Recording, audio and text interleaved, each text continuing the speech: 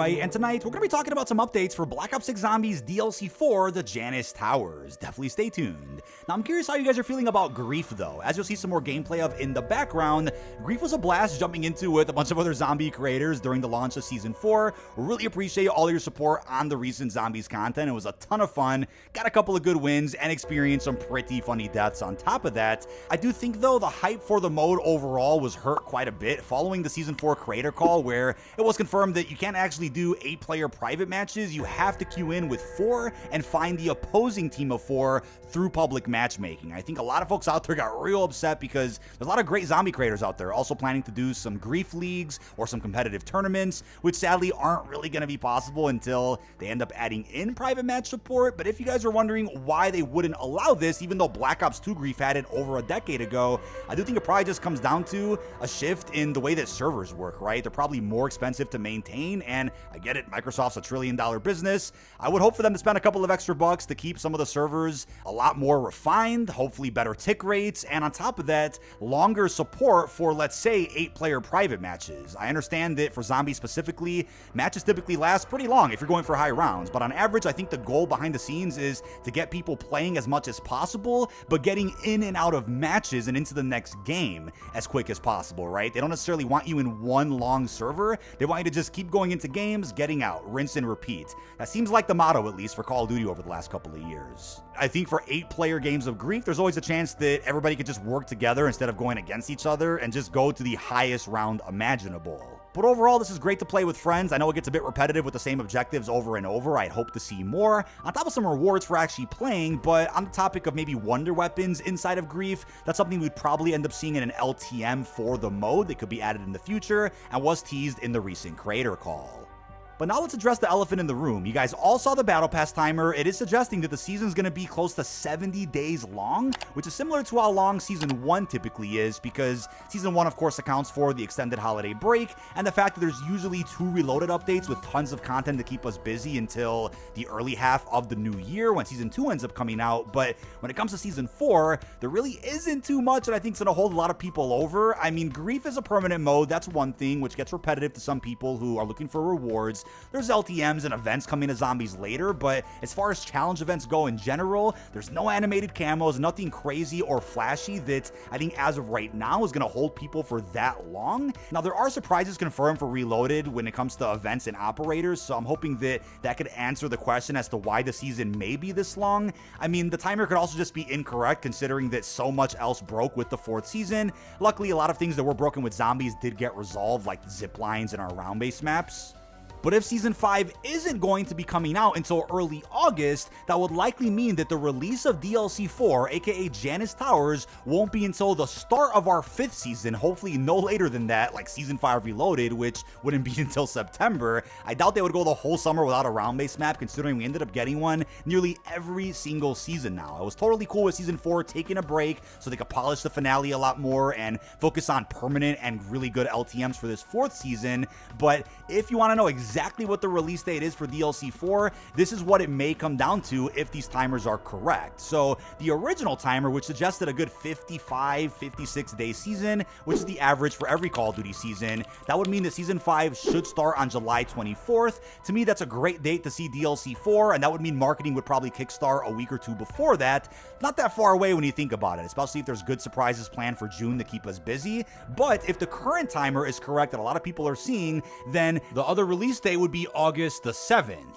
That would mean we wouldn't even see marketing for the finale until maybe the first week of August, maybe a couple of days before that, but it's between July 24th and August 9th when Janus Towers may be coming out.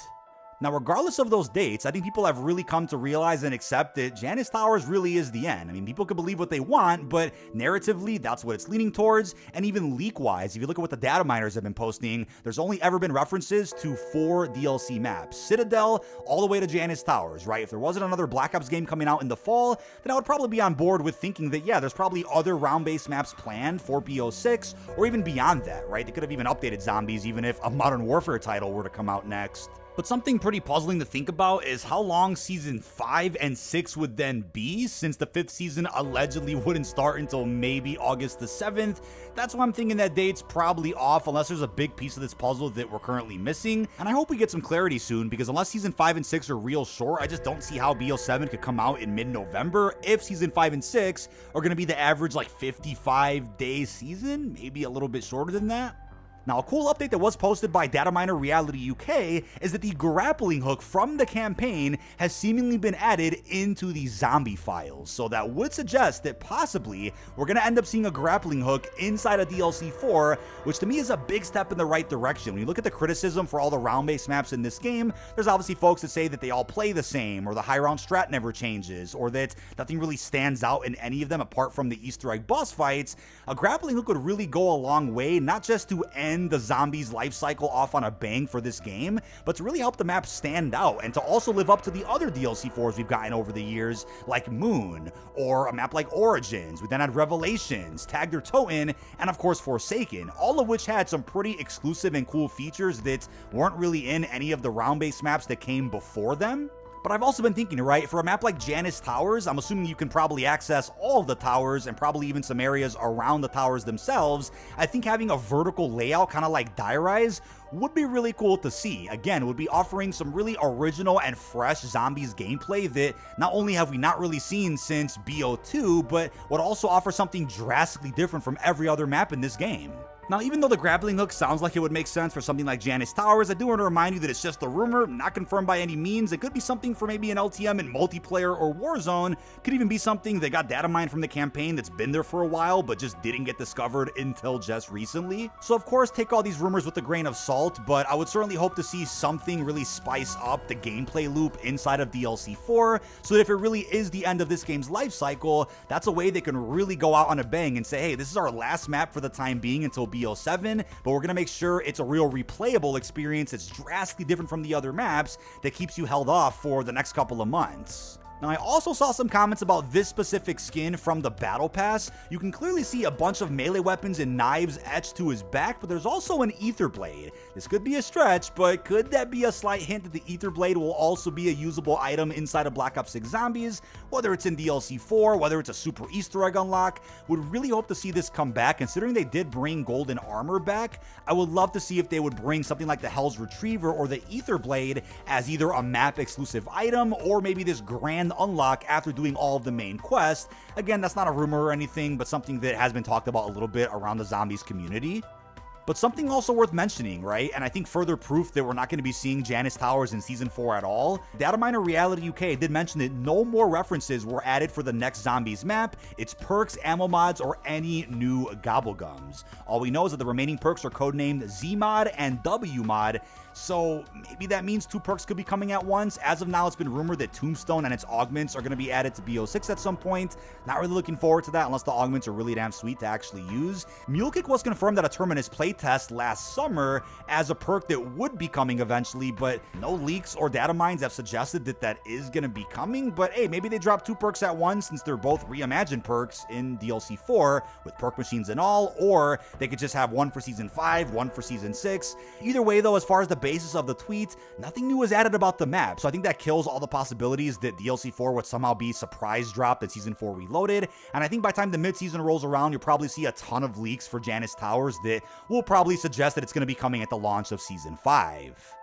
But as far as a little recap goes for everything we know about the Janus Towers, let's quickly talk about the Wonder Weapon. It's been rumored to be a pistol of some sort, according to data miners out there, and I think for the sake of concept and placeholder, you've seen a lot of creators, including myself, using Alistair's Foley, or even the Cerberus from Outer Toten. It's probably not going to be either of those, but always fun to play around with the idea that the new pistol Wonder Weapon will be like one of those that we saw in Dead of the Night or even in Mauer. But there's apparently a Mecha Klaus enemy that we're going to be facing, and I'm guessing there's a chance you can also get a friendly Klaus inside of Janus Towers, since recent intel suggests that the director himself had several different Klaus mechs doing some dirty work for him. I made a whole story-focused video talking about that plot point that I'll have linked down below, but Klaus will make a reappearance of some sort inside of DLC 4, which is exciting. And then there's also Gobblegums, 6 to be exact, that are currently rumored. We have Power Vacuum absolutely over there and Shopping Free, with the latter being confirmed confirmed in the COD Next broadcast many months ago, whereas we know what Power Vacuum does. We've seen that in BO3 and 4,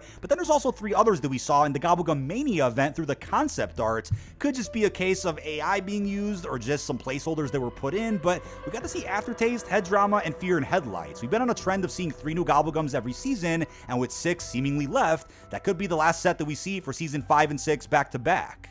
Now, the last thing I'll wrap with is this tweet from Perka detailing some of the longest gaps we've had with some of the round-based maps over the last couple of Call of Duty titles. I first want to mention that I think the gap from Zetsubo to Gorado was pretty rough back in the day, and I get it, folks will argue that those maps had more depth and lasted longer. There was, of course, a month gap before other platforms even got the map, like PC, so that would mean that people wouldn't really tear through the map and leak everything from it for a little while, so I totally get it. Even the narrative had more structure, so there was a lot more longevity with maps back in the day, but for context here, as you can see, we have from Outbreak to Mauer Toten, 141 days, from Terra Maledicta to Shinonuma, 129 days, and then from Shattered Veil to Janus Towers, if the release date is August 7th, it'll look like 128 days. 100 plus days with no round-based map is pretty concerning, but again, I don't think we know everything that is going to be coming with Season 4, which will hopefully hold us off until whenever DLC 4 releases. But that is about it. This has been dkdynamite. Leave our thoughts down below in the comment section. That's every brand new detail on DLC 4, the Janus Towers finale, which may be coming out at the end of July or maybe even early August. I hope that's not the case, but maybe we'll be seeing the map or marketing for it sooner than expected. With that being said, really hope you've enjoyed, and peace out, everybody.